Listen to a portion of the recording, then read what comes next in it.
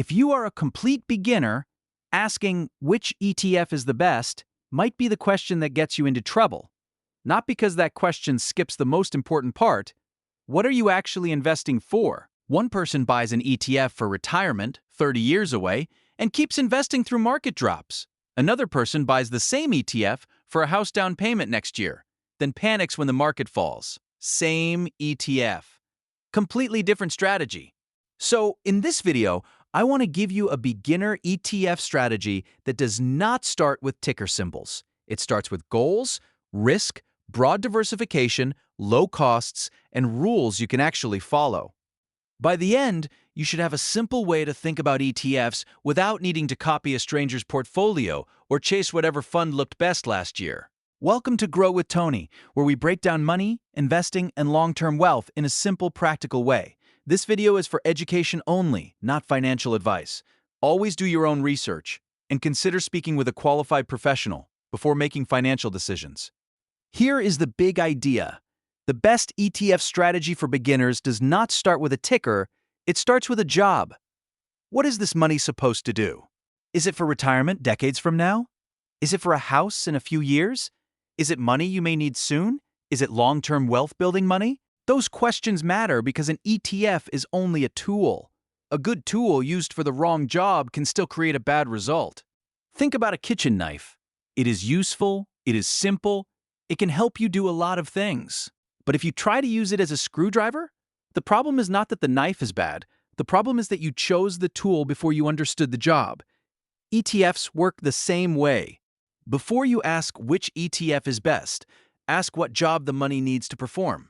An ETF, or exchange-traded fund, is a fund that trades on an exchange like a stock.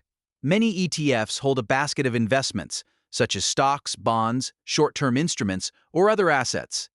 That is why ETFs can be useful for beginners. One purchase can give you access to many holdings. Some ETFs are broad, simple, and low cost, but ETFs are not magic. They are not guaranteed. They are not bank deposits. They can lose money, and not every ETF is automatically beginner-friendly just because it has ETF in the name.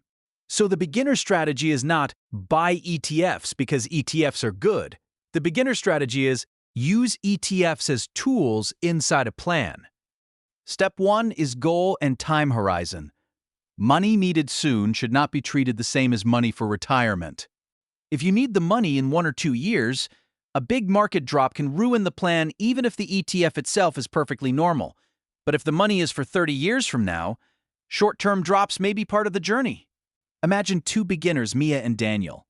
Mia is investing a little every month for retirement.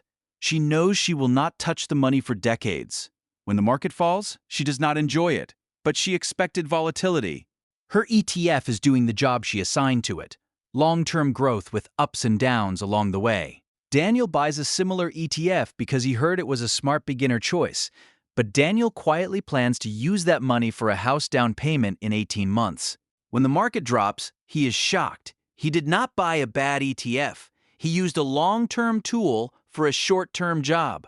That is why copying someone else's portfolio can be risky. You might see a portfolio online and think, that looks smart, but you do not know that person's age, income, emergency fund, debt, taxes, risk tolerance, or time horizon. You are only seeing the ticker list, and a ticker list without a goal is not a strategy. Step 2 is the broad mix. This is called asset allocation. In simple terms, asset allocation is how you divide your money among categories like stocks, bonds, and cash. This matters because the mix controls a lot of the experience. A stock-heavy portfolio may have more growth potential, but it can move up and down sharply. A portfolio with more bonds or cash may feel steadier, but it may grow more slowly and still has risks of its own. There is no perfect mix for everyone, but there is a better order. Goal first, risk second, asset mix third, ETF selection fourth. Notice how late the ticker appears. That is the point. If you start with the ticker, every fund review feels urgent. If you start with the asset mix, the ticker becomes a tool for filling a role. That one change makes investing feel less chaotic. Step 3 is the foundation. For most complete beginners, the first ETF idea to understand is broad, low-cost exposure. Broad exposure means your entire plan is not dependent on one company, one sector, one theme, or one narrow bet. Diversification can reduce risk, but it does not remove risk. A diversified portfolio can still fall when markets fall, but it can help you avoid building your whole future around one tiny corner of the market. Here is where many beginners get tricked. They hear ETFs are diversified and assume every ETF is automatically broad. Not true. Some ETFs are broad, some are narrow. Some focus on one sector, one trend, or one strategy. Some exchange-traded products are more complicated than plain ETFs, so do not just ask, is this an ETF? Ask, what does it hold, and what job does it do? If the job is to be the core of a long-term beginner portfolio, then broad, low-cost, easy-to-understand exposure is usually the first place to study. And cost matters. Every fund has costs, and those costs reduce what investors keep. If two broad funds are doing almost the same job, paying more needs a real reason. This does not mean the cheapest fund is always the best choice. It means cost is part of the strategy, not a tiny detail to ignore. Past performance can also mislead beginners. A fund doing well recently does not prove it will keep doing well. If your strategy is only this went up the most, you do not have a strategy. You have a rearview mirror. And rearview mirrors are useful for understanding where you have been. They are terrible for driving the whole car. Now picture a beginner named Alex. Alex starts with one broad ETF. Then he adds a technology ETF because tech did well. Then he adds a dividend ETF because income sounds safe. Then he adds an international ETF because someone said he needs global exposure.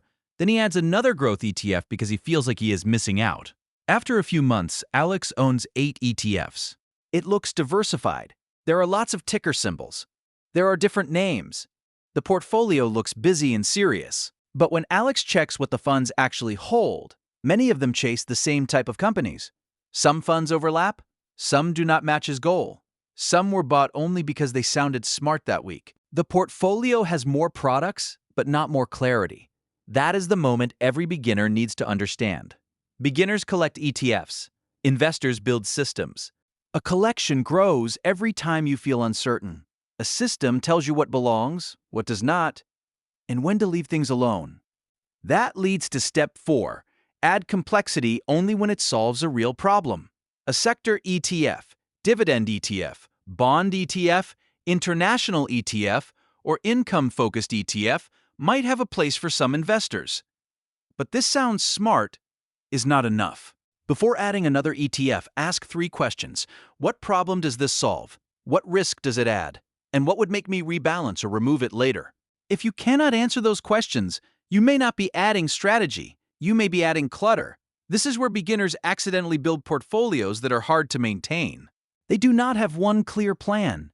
They have a memory of 10 different videos, 10 different opinions, and 10 different emotional moments. The market goes up, and they want more growth. The market goes down, and they want more safety. Dividends become popular, and they want income. International stocks get mentioned, and they want global exposure. Each idea may have some logic, but the portfolio becomes a pile of reactions.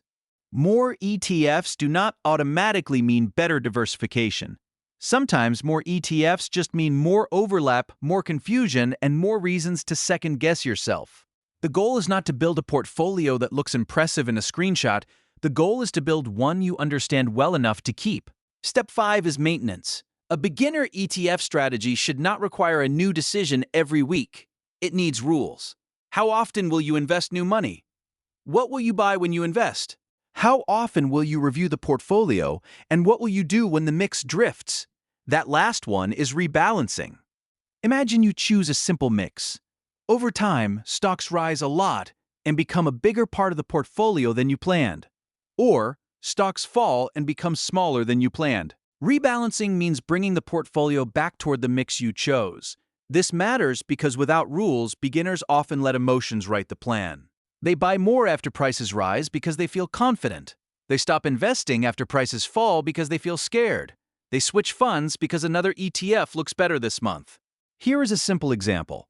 Suppose a beginner decides, I will invest once a month, I will use my chosen broad foundation, and I will review my allocation twice a year. That rule does not guarantee success, but it removes a lot of emotional guessing. Instead of waking up every week and asking, should I change everything? The beginner has a process. And for many new investors, the process is what keeps them from turning a normal market drop into a permanent mistake. That is why the strategy must include behavior. The ETF is the product. The system is what keeps you from misusing the product. So if you are a complete beginner, use this 5-question checklist. First, what is the goal for this money? Second, what is the time horizon? Third, what broad mix of assets matches the risk you can actually live with? Fourth, is the foundation broad, low cost, and easy to understand? Fifth, what is your rule for adding money, reviewing the portfolio, and rebalancing? If you can answer those 5 questions, you are already thinking more clearly than someone who only asks, which ETF is best? So what is the best ETF strategy for complete beginners? It is not a magic ticker. It is not copying someone else's portfolio. It is not chasing the ETF with the best recent chart. The best beginner strategy is a simple system. Goal first, allocation second, broad low-cost foundation third, complexity only when it earns its place, and rules that keep emotion from taking over. A good ETF strategy should be boring enough to follow, clear enough to trust, and strong enough to survive your emotions. If you are starting now, comment below with the part that confuses you most: choosing your first ETF, deciding your stock and bond mix, or knowing when to rebalance. And if you want simple investing lessons without the hype, subscribe to Grow with Tony. Keep learning, keep growing your wealth, and I will see you in the next one.